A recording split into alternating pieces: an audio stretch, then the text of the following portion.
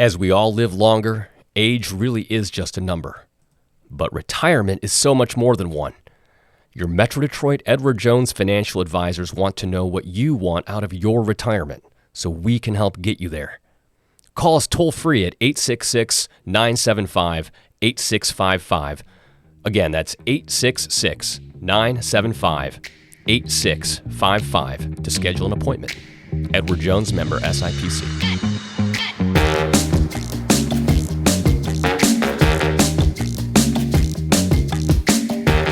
Hello, everyone, and welcome to your Daily Detroit, an episode of Monday Mourning Quarterback. That's Mourning. I am Jer Stays. Joined on the line is Fletcher Sharpe. Fletcher Sharpe, it was the tale of two halves, wasn't it? Yeah, they played well in the first half. That's really all you can say. The defense was clicking, the offense was clicking, and then the second half rolled around, and the 49ers made some adjustments. The lights kind of might have gotten a bit too bright for a few players in the Lions. And yeah, as I said in the pregame episode, the 49ers are a team you can't afford to make mistakes against, because they will capitalize.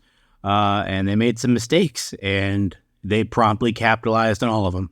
Yeah, I do wonder if that face mask bounce is going to live in Lions lore, because it's so visually stunning to see that go off the helmet and then into the arms of the 49ers player. But before we get into the breakdown, I want to say, I think we need to truly acknowledge what an excellent season, what an above expected performance season this was for the Lions. And that anything that we're going to say after this is not from a place of mad or whatever, but this is the difference between being a really good team and an elite team. And we've got to make some changes to do that. But we have a lot to be proud of for the season this year, I think, Fletcher Sharpe. I'm not one to really go for silver linings because, especially in professional sports, is really whoever won and then everyone else, even if you didn't get to a final. But for long-suffering Lions fans, long-suffering Detroit sports fans, even if you are, say, a fan of the Red Wings or the Pistons or the Tigers, and you kind of follow the Lions, secondarily, this season was a success. I know people don't want to focus on that now, especially right after them losing the game where they lost the game.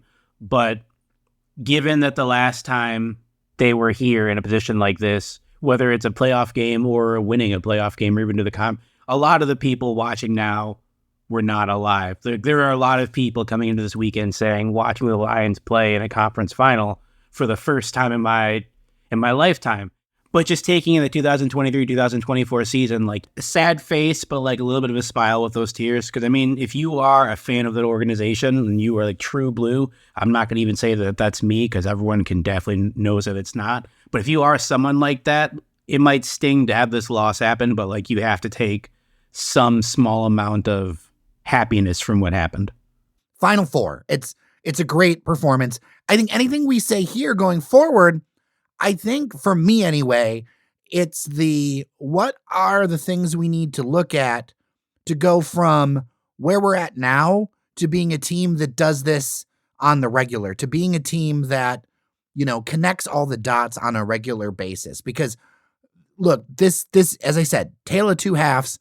The first half was an elite Lions team. The second half was what the bettors expected. One thing to answer that question is a competent secondary. And that's not to crap on anybody who is there. Because obviously, if you're a part of a team that made it this far, even if you are the weaker link of the team, you are still a part of a conference final playing team. You are still a part of a team that won their division.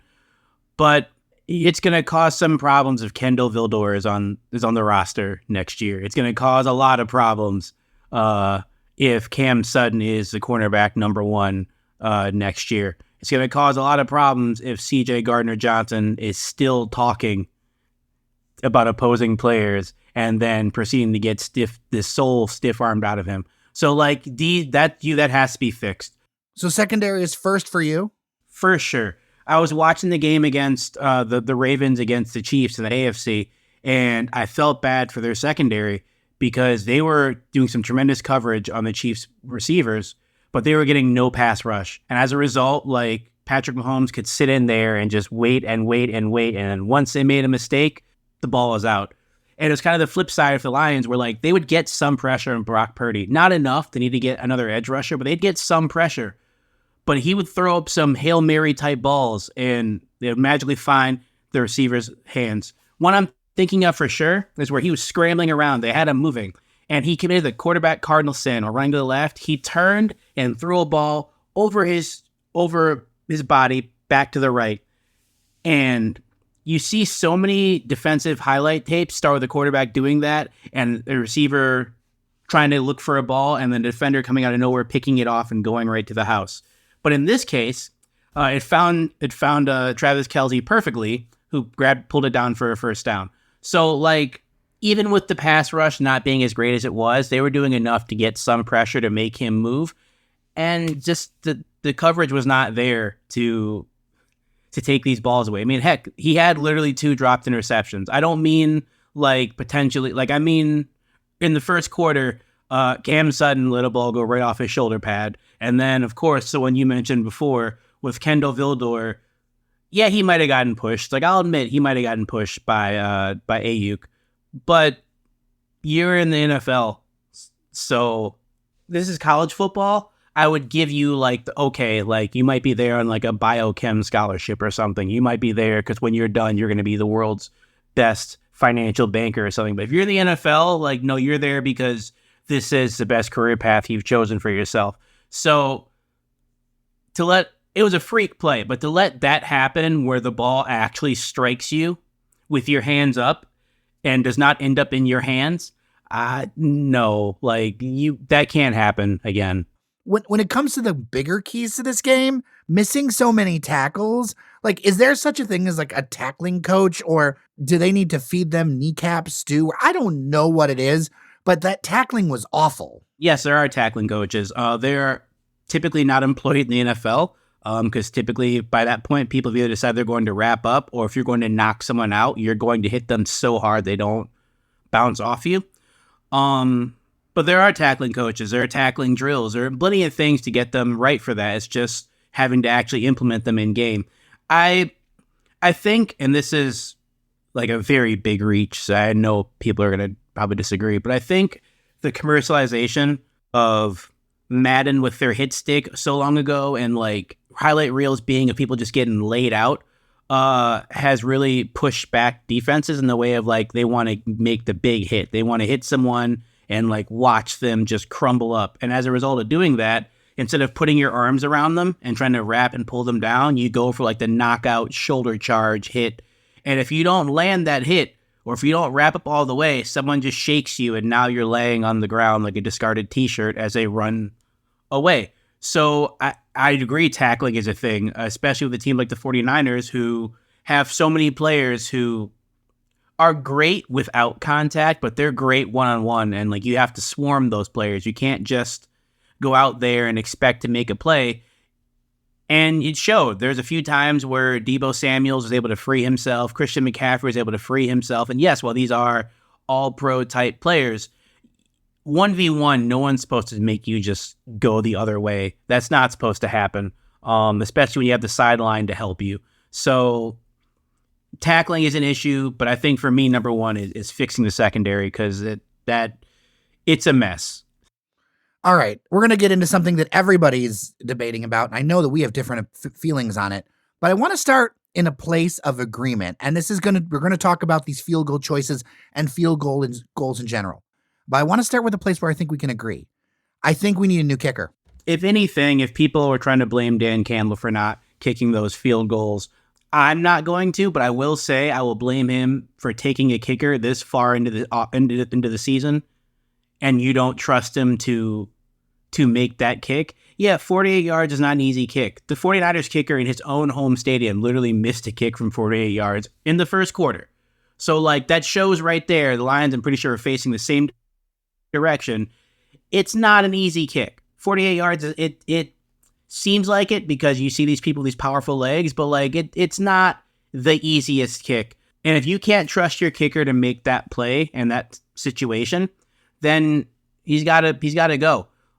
You think back to like the Indianapolis Colts, the the New England Patriots, even the Broncos when they were good, all these teams, the Ravens, they all had kickers who they trusted, where it's like, all right, you have Justin Tucker, Adam Vinatieri, even with the Lions old time, Jason Hansen, you have kickers who you're like, I'll let them go out there and do this because I have faith they're going to make it. If you can't do that with your kicker in a situation where like you potentially could kick a field goal, yeah, you got to get a new kicker. Kicker competition coming up. And honestly, Michael Badgley should not win that competition next year. If he does, then like, no, you cut him anyways and go find somebody else. Because like it limits your options going forward because you don't have a chance to potentially kick a game-winning field goal. Like if you are down 2 points or down 2 points, 3 points, it's kind of like you're still down like 4 or 5 because you're going to go for the touchdown because you don't trust your guy from 45 yards plus to put the ball between the pipes. So let's spell this out for people in clear language. Are you saying that it's not that Dan Campbell was being too aggressive? You're saying he didn't trust his kicker, and that's why he did it. I mean, yeah. Yeah, he's an aggressive guy going for things in a situation, but you look at Michael Badgley's stats.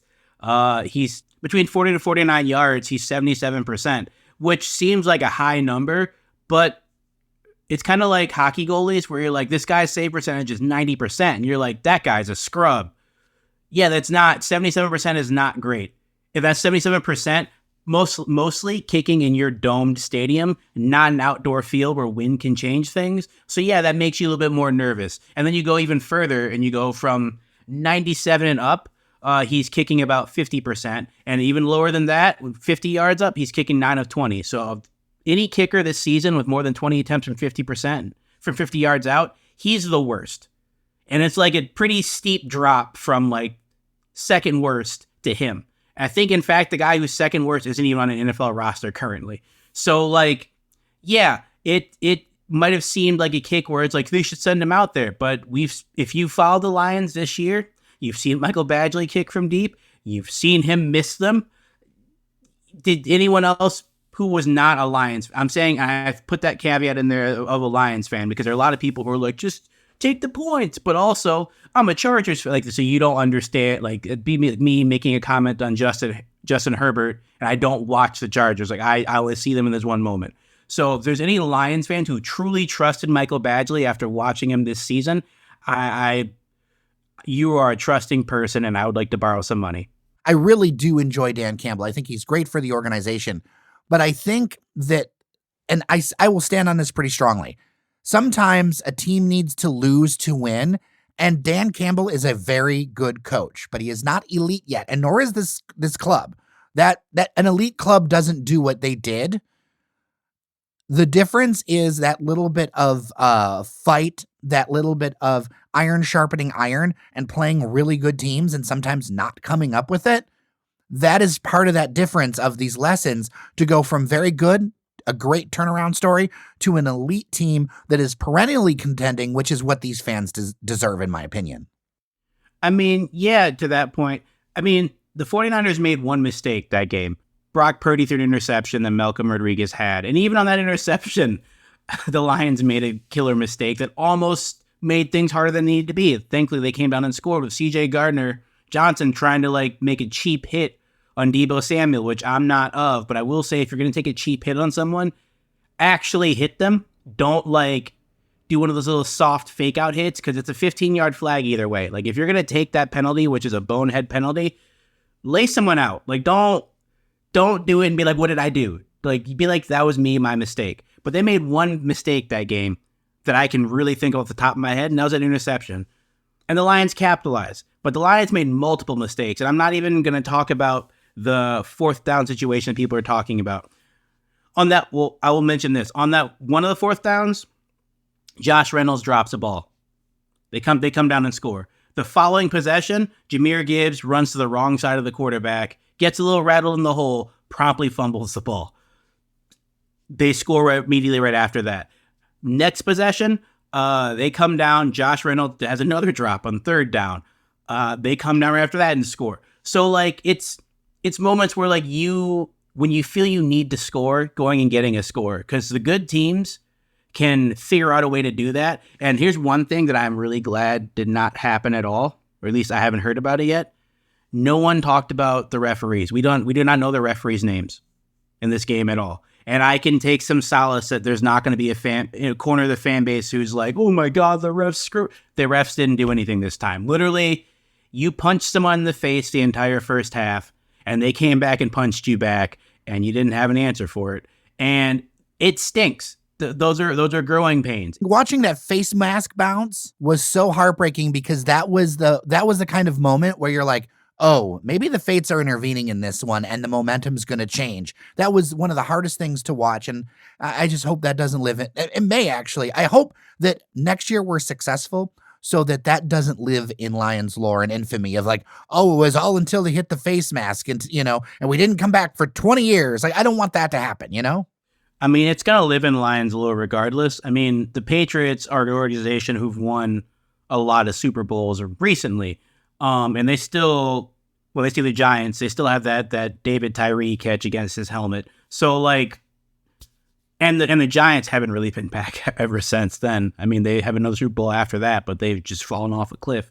So like, it's going to be there. The Lions could win the next 7 Super Bowls in a row. It's still going to be there because it was a definitive play that kept them from winning. And again, I know people want to try to point the finger at Dan Campbell. I'm not going to say that he's flawless. Like, some of the play calling in the second half, I know that falls on Ben Johnson, but also falls on Dan as well. But I can't fault him for the 4th down plays. I won't fault him. And people who do fault him, I don't want to hear you give him praise for his ballsiness or his anything going forward from this point. Because you can't praise him for what got him here, and then when he does it, then complain like you do that too much. It's flip-floppy, and that's hypocritical. But Fletcher, for me, I've wondered about this the whole year.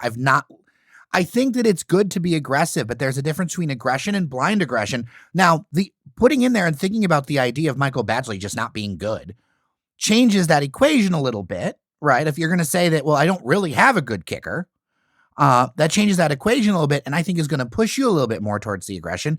But I think it's kind of, you got to know when to hold them, when to fold them. And I think that's still something he's dialing in. I'm not saying it's bad. I'm not saying that, I'm not trying to flip-flop on that. But what I am saying is I think he still needs to dial it in a little bit. I would agree with that a little bit if they were bad plays. Like the second 4th down they went for, that wasn't a great play. It was probably the right time for it, but it was not a good play that they called. It ended up with Jared Goff being forced out of the pocket, throwing a ball that fell at Amon-Ra St. Brown's feet. That was not a great play. But the first one that they went for after they held him to a field goal at the start of the second half, it was a great play call. Josh Reynolds was open. He had arms extended, and he just dropped the ball. So if it was a bad play call, I'd understand and say, okay, like that, you have something there. It was a great play call. You have to execute. There's some times where like the coaches do make situations where they put you in situations and you have to dig yourself out of that hole because they put you in a bad situation. That was not one of them. He set them up beautifully to succeed, and everyone except one person succeeded, and as a result, it was turnover on downs. If it was like the second one, where it was not a great play call, or any other situation where they've called a play and it's not been great on 3rd or 4th down, like near the end of the game, where they went for a run on 3rd and got stopped and had to burn one of their timeouts they needed to save. Ultimately, they scored a touchdown, but it was a bad play call at that moment. We all knew they needed to keep the clock from running, so why would you run a play? Most likely it's going to get stopped in bounds to keep the clock running. A situation like that's a bonehead play. But a situation where you put your team all season, and players will admit this, they want a coach who puts faith in them. Obviously, he didn't put the faith in Michael Badgley, but they want a coach who puts faith in them. In that 4th and 3 situation, he put all of the faith in his players to make a play. And Jared Goff has been much maligned for making throws under pressure. He's one of the top 5 quarterbacks. I think number 1 actually in throws without any pressure. And then he drops to like a bottom 5 quarterback when pressure comes. His QBR just drops. Yeah, on that play, San Francisco got pressure. Jared Goff stepped up in the pocket the way you're supposed to and delivered a strike that bounced off Josh Reynolds' hands. You want to blame someone there? You blame Josh Reynolds. The play call wasn't bad. Jared Goff didn't panic. everything else went the way it was supposed to go, and Josh was supposed to make that catch. You even see him, they even showed a clip when he was on the sidelines after doing a replay. One of the guys was like, get your hands out there to catch it. And he's like, I know, whatever, I should have caught it. Like, he was even acknowledging that was my catch to make. And yeah, I know players don't want to point the finger. They want to say it's a we thing. And that's totally fine. They're all brothers, and I understand. But no, like, I'll fault Dan Campbell on a few things. That 4th and 3, that's not on him. That was a great play call, and they have to execute. It's why they're in the league to do so. It's why they're paid the money they're paid to do so. If you don't execute in that situation, yes, while it's going to fall on the head coach for the decision, had he caught the ball, we're not having this conversation.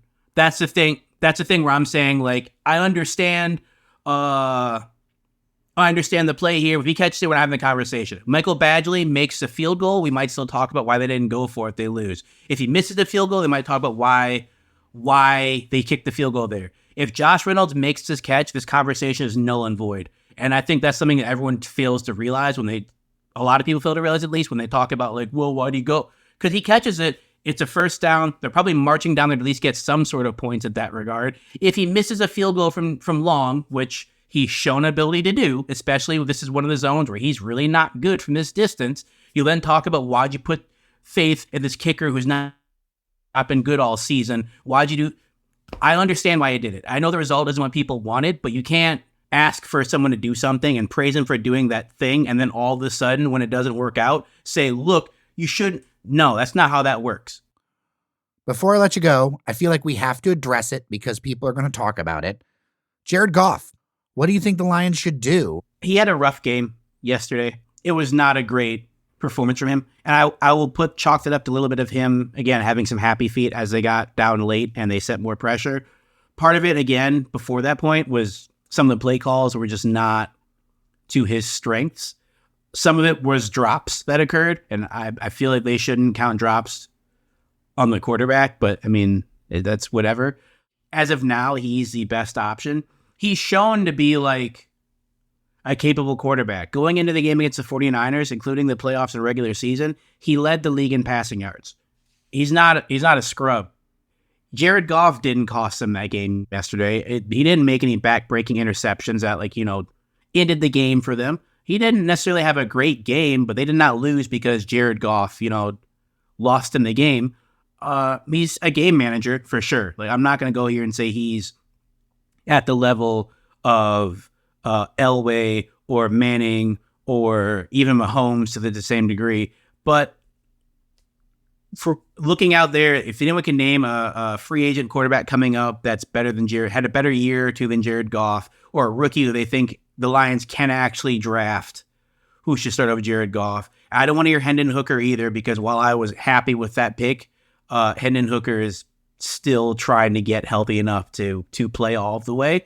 So yeah, maybe not the 27-year-old rookie. I'd love to hear it.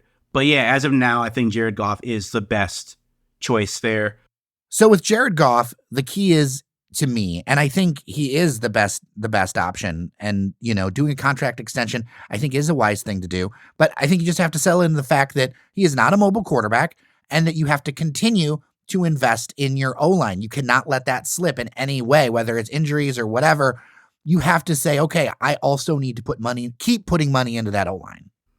I mean, yeah, the Lions have one of the best offensive lines in the NFL, which is something I never thought I would say. Jonah Jackson was unable to play, and I'm not going to say that's the exact reason why they lost, but like not having him late, not having their full offensive line that kind of got them where they are, was a little bit destabilizing. It was not the total reason why Jared Goff had some pressure. It's because the 49ers have a really good pass rush led by Nick Bosa, who I hate to give credit to, but he's really good on that side, the right side, wink. If you're going to keep him, you need to invest in the run so that your play action pass is still good. You need to invest on offensive line a bit more, maybe a backup or two who can fill in, because I know this year the Lions were missing players for extended periods of time. And you want to invest in a second or third receiver who can help Amon-Ra St. Brown and Sam Laporta grow in the game. You don't want someone who, when the lights get too bright, starts dropping the ball like what happened this weekend. So what are your thoughts before we wrap this up? Obviously there's going to be more discussions as the offseason goes on. It's, the draft is coming up here in Detroit, which is going to be very exciting. We're going to be at the draft, getting into all this stuff. But as you're sitting right now, how are you feeling, Fletcher Sharpe, about the Lions in general? I'll admit, the first half I was kind of shaken. I thought I might have been having a stroke, just given how things were working so much in the Lions' favor. I could not comprehend everything. And after the game ended, I felt like a fan. I felt like someone who'd been depleted. I felt empty watching that game. But I will say, again, as someone who is not a silver linings type guy, if you are one, you can hang your hat in the fact that they were in the conference final. They should have won a conference final. It makes losing it hurt that much more. And obviously getting back to the playoffs of this level is not something that's given or guaranteed. But the Lions have Brad Holmes. They have 7 picks in this next draft. And they have, I think, 4 first-round picks in the next 3 drafts. So, if any indication that's happened with their last 3 drafts is what's going to go forward, I think they'll be fine. Obviously, it's all potential. You can't really build off potential unless it starts to, solidify. If it continues in this upward trend, I think they'll be fine. Fletcher Sharpe, so good to talk to you. Yeah, of course. Thanks for having me. Yeah, you'll find him at SaintFDW on Twitter. If you've got thoughts, dailydetroit@gmail.com or 313-789-3211. With that, I am Jairus Days. Thank you so much for listening to your Daily Detroit. Remember that you are somebody, and we'll talk tomorrow.